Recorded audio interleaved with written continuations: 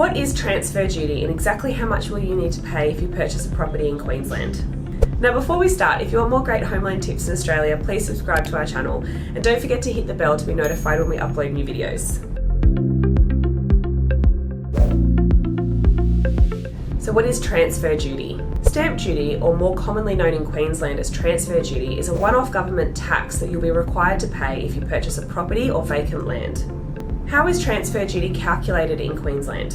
The transfer duty is calculated on the property's market value. Therefore, the more expensive that the property is, the higher the transfer duty you'll have to pay. Now, if you're in a rush, you can use our free calculator tool to see exactly how much you might need to pay using the link. So how is standard transfer duty calculated? Transfer duty, where no concession is available, is calculated on the following sliding scales.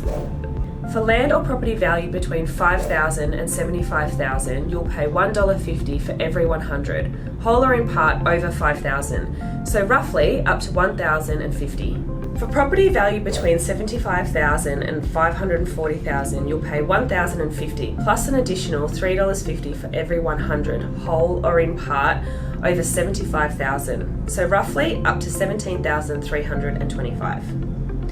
For property valued between $540,000 and $1 million, you'll pay $17,325 plus an additional $4.50 for every 100, whole or in part over $540,000. And finally, for property valued over $1 million, you'll pay $38,025 plus an additional $5.75 for every 100, whole or in part over $1 million. As with most states and territories, there are a number of exemptions or concessions available, so let's go through these now. The first is concession transfer duty rates.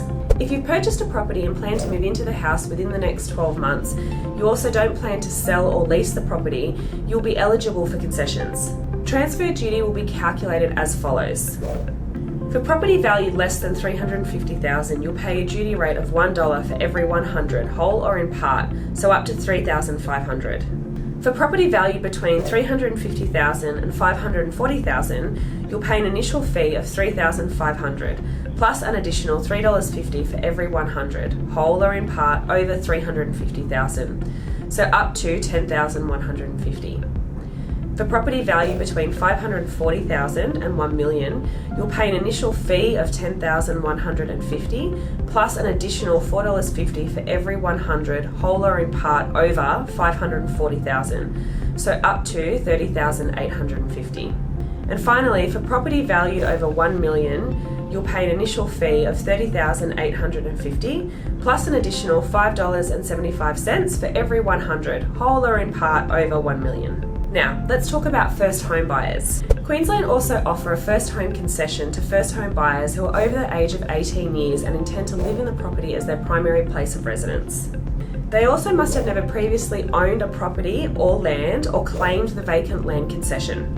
The concession, which is deducted from the home concession amount, may be claimed on properties valued up to $549,999. There is also first home vacant land concession, which may be claimed on vacant land purchased between $250,000 and $399,999. For land valued less than $250,000, a full exemption of transfer duty may be claimed.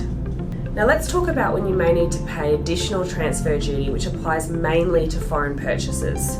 Queensland also imposes an additional foreign acquirer duty, also known as AFAD. It's calculated at an additional 3% of the property value for any foreign purchasers purchasing land or property. So if you're not an Australian citizen and you're purchasing a property of $650,000, not only will you have to pay the $22,275, you'll also be taxed an additional $19,500, which is 3% of $650,000. In total, you would need to pay $41,775 in transfer duties.